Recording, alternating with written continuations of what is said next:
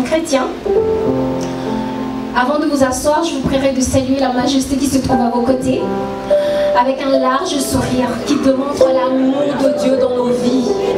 Dites-lui, je suis ravie de célébrer le Seigneur à tes côtés. Cette semaine de prière que les jeunes ont pris, c'était pour préparer la conférence des jeunes qui commence dès cette semaine, le vendredi prochain.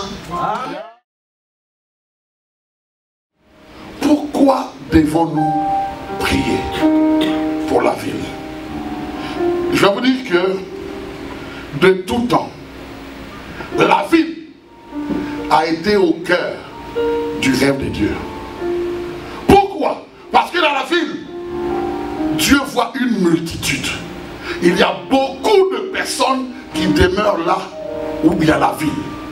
Et vous allez voir, en parcourant certaines portions de l'écriture, vous allez vous rendre comment la ville a toujours été stratégique dans la pensée de Dieu.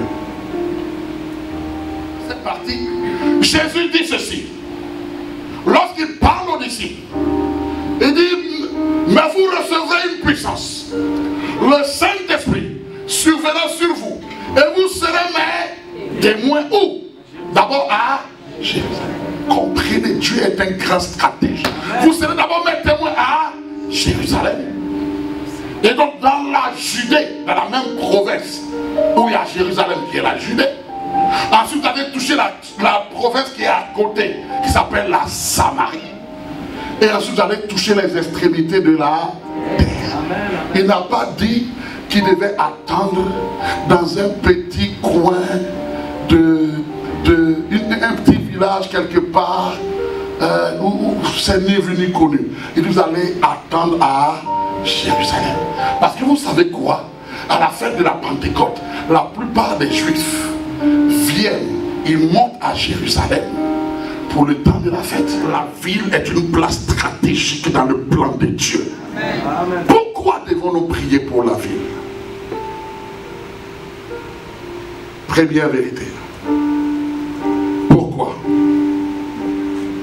Parce que lorsqu'il y a plusieurs justes dans une ville, Dieu éloigne les calamités, son jugement sur cette ville-là.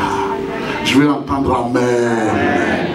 Donc si nous comprenons, à cause de plusieurs justes dans une ville, quand Dieu trouve des justes, plusieurs justes dans une ville, il éloigne même certaines calamités à cause de ces justes.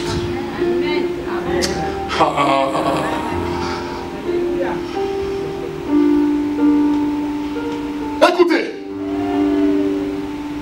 voici les péchés de Sodome et Gomorrhe qui sont montés jusqu'au trône de Dieu.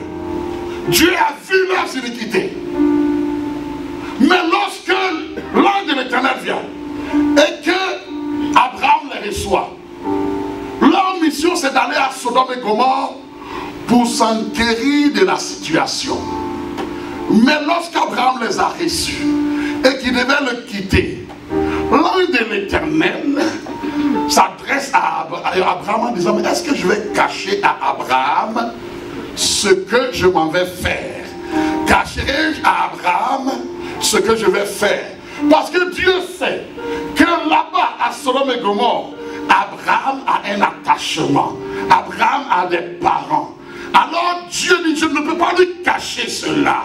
Je ne peux pas cacher à Abraham que Sodome et Gomorrhe actuellement est au bord de la destruction. Il faut que je la visse. Alors je ne peux pas lui cacher cela. Et là, lorsque l'ange de l'Éternel lui dit ça, Abraham se met dans une intercession. Abraham se dit, mais est-ce qu'il est assis à 50 justes? Est-ce que tu vas détruire la ville? Dieu dit ceci, et c'est cela la bonne nouvelle. Dieu dit, malgré les péchés de Sodome et Gomorrhe, si je trouve 50 justes, j'épargne Sodome et Gomorrhe. Deuxième vérité, parce que Dieu voit dans la ville une multitude de personnes à sauver. Il dit à la ville, il y a une multitude. Quand vous prenez le Québec, quelle est la ville la plus imposante du Québec? C'est laquelle? C'est Montréal. Donc Montréal est stratégique. Amen. Vous ne pouvez pas toucher le Québec sans toucher Montréal. Amen. Et c'est ce que Dieu a communiqué à son prophète, à Jonas. Dieu dit à Jonas, va à Ninive, la grande ville. J'ai un projet pour la ville. Va à Ninive. Troisième vérité, pourquoi devons-nous prier pour la ville? Parce que le bonheur du pays, de la ville, dépend aussi de ton bonheur.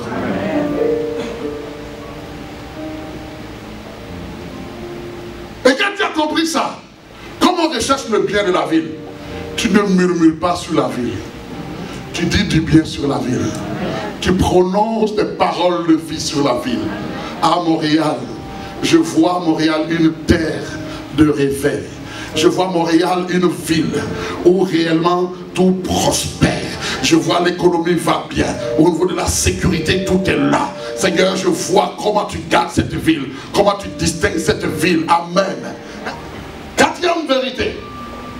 Je vais aller vite pour finir. Quatrième vérité. Pourquoi nous devons prier pour la ville? Jésus a prié pour des villes pour que ces villes-là se répandent. Jésus a prié et désiré la repentance de certaines villes. Parce que chaque ville a une histoire, a comme un destin aussi par rapport à l'accomplissement de l'œuvre de Dieu. Chaque ville a aussi son destin. Regardez, il parle d'abord de Jérusalem. Prenons Luc 19, versets 41 à 44.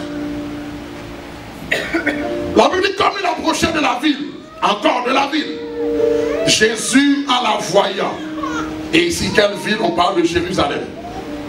Jésus en la voyant pleura sur elle. Ah Seigneur, donne-nous, oh par le Saint-Esprit, que nous puissions pleurer sur Montréal. Vois Montréal tel que tu la vois. Et dis, si toi aussi, au moins en ce jour qui t'est donné, tu connaissais les choses qui appartiennent à ta paix. Parce que Jésus savait qu'il y avait des choses qui appartenaient à la paix de Jérusalem. Il y a des choses qui appartiennent à la paix de Montréal. Il y a des choses qui appartiennent à cette ville, à la destinée de cette ville dans l'histoire du réveil. Je vous donne quelques exemples encore de certaines villes dont Jésus parle. Dans Matthieu 11, versets 20 à 21. Alors il se mit à faire des reproches. Pas aux gens, mais aux villes. Aux villes. Dieu a un projet pour les villes. Alors il se mit à faire des reproches aux villes dans lesquelles avaient eu lieu la plupart de ces miracles. Parce qu'elles ne s'étaient pas repenties. Les miracles que Jésus faisait, c'était pour amener ces villes-là à se repentir, à chercher Dieu, à revenir à Dieu. Mais elles ne s'étaient pas repenties. Et quelles sont ces villes? Et il me dit, malheur à toi, Chorazin. Malheur à toi, Bethsaïda. Car si les miracles qui ont été faits au milieu de vous avaient été faits dans Tyr et dans Sidon, des villes païennes, il y a longtemps qu'elles se seraient repenties en prenant le sac et la cendre. Amen. Et vous savez, la suite de ce passage, il va parler aussi de Capernaum. Il dit, toi Capernaum, il dit, si tu vois, au dernier jour, même Sodome et Gomorrhe vont se lever pour te juger. La place stratégique des villes, tout au long du ministère de Paul. Paul avait une stratégie. Lisez bien les voyages missionnaires de Paul. Quand il arrivait dans un endroit, il n'allait pas dans un village d'abord. Il allait toujours dans la grande ville de la zone. Et de la ville, il a un réflexe. C'est que il se retrouvait toujours d'abord là où il y a la synagogue. Il rentrait là. Et puis, il écoutait. Et ensuite, il discutait avec les gens. Donc, les premières personnes qui étaient touchées étaient des gens qui étaient là, de l'environnement. Et ensuite, ils se déployaient. Vous allez vous rendre compte que c'était tellement stratégique. Vous savez, ce que je suis en train de vous communiquer ici, je ne savais pas tout ça. Mais c'est que tu es en train de prier, le Seigneur ouvre tes yeux. Il dit, waouh, la ville a une place tellement stratégique dans la pensée de Dieu. Mais nous ne sommes même pas au courant. Il dit, waouh. Prenons l'exemple lorsque Paul et Silas arrivent d'abord à Thessalonique. Donc, première ville ici à Thessalonique. Dans Actes 17, versets 6 à 7. La Bible dit, ne les ayant pas trouvés, les gens recherchaient. Les gens de Thessalonique recherchaient Paul et Silas, parce qu'ils sont en train de créer de la cisaille de la ville. Ils sont en train de créer des tumultes dans notre ville. La Bible dit, ne les ayant pas trouvés, ils traînaient Jason et quelques frères devant les magistrats de la ville en criant, ces gens qui ont bouleversé le monde, amen, amen. Ces gens qui ont bouleversé le monde, comment ils bouleversaient le monde? En touchant d'abord les villes, amen. Ces gens qui ont bouleversé le monde sont aussi venus ici. Ils sont aussi venus à Thessalonique. Et Jason les a reçus. Ils agissent tous contre les édits de César, disant qu'il y a un autre roi, Jésus. On voit Paul et Silas stratégiquement positionnés à Thessalonique. Regardons à Athènes. Lorsque ils quittent Thessalonique, ils s'en vont à Athènes. Une ville plaque tournante. Athènes importante au niveau de la Grèce antique. Il arrive à Athènes et regardez l'attitude d'un homme, d'un gagneur d'âme, d'un envoyé de Dieu qui savait comment le Saint-Esprit opérait. Il faut toucher d'abord la ville, et de la ville les choses vont vers les extrémités. Amen. Il arrive à Athènes dans Acte 17 versets 22 à 23. Paul, debout au milieu de l'aéropage, dit, homme athénien, homme montréalais, homme athénien, je vous trouve à tous égards extrêmement religieux. Car en parcourant votre ville et en considérant les objets de votre dévotion, qu'est-ce que ça veut dire? Ça veut dire que quand Paul est arrivé à Athènes, il s'est pas assis, il s'est promené. Promène-toi un peu à Montréal. Il y a des places stratégiques. Il y a des châteaux forts à saisir, à accaparer au nom de Jésus. Il y a des stratégies vraiment que le Seigneur est en train d'inspirer. On fera des gens de prière. Je ne divulgue pas tout ça maintenant parce que ça rentre dans l'étude de combat spirituel. Mais il y a des places stratégiques à Montréal qu'il faut saisir. Il y a des environnements qu'il faut capter. Mais Paul, arrivé à Athènes, qu'est-ce qu'il a fait? Il s'est d'abord promené dans Athènes. Il a vu comment ces gens étaient tellement religieux. Parce qu'il dit l'objet de leur dévotion. Ils adressaient vraiment des prières à des divinités.